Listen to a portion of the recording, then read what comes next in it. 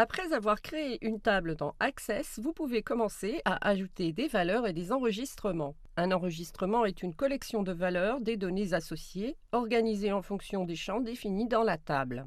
Un enregistrement client, par exemple, peut contenir des informations telles que le nom, le prénom, la civilité et le numéro de téléphone du client. Après avoir ouvert la table dans laquelle vous souhaitez insérer des données, ici j'ai créé une nouvelle table que je n'ai pas encore renommée. Vous pouvez utiliser les touches de direction de votre clavier ou la touche Entrée pour passer à la colonne ou au champ suivant. À partir de la sélection en cours par la flèche de direction vers la droite, je passe au champ Date par exemple, et pour revenir au champ Référence client, j'utilise la touche flèche gauche. Vous pouvez ainsi saisir les données à ajouter dans chaque champ. Je commence par la référence client, je saisis 1 et je passe grâce à la flèche de direction à la colonne suivante, la date. Pour renseigner la date, je vais cliquer sur l'icône calendrier qui apparaît à droite du champ et choisir une date dans le calendrier.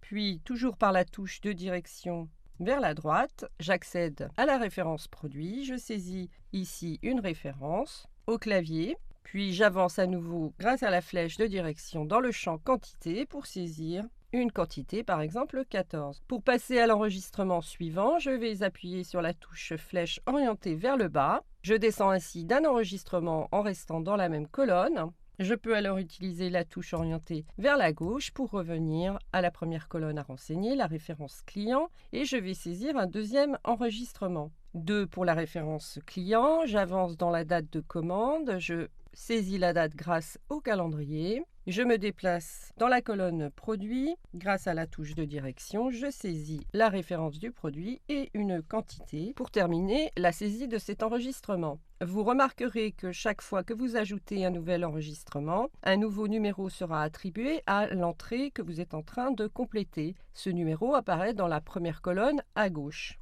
Lorsque vous appuyez sur la touche Entrée de votre clavier, la sélection sera automatiquement activée sur le début de l'enregistrement suivant dans la colonne Numéro, vous permettant de commencer à saisir les données sur cet enregistrement. Je vais donc le faire. Je me positionne dans la colonne Référence client, puis dans la colonne Date, où je renseigne à nouveau la date. Avec la flèche, j'avance et je saisis la référence produit ainsi que la quantité.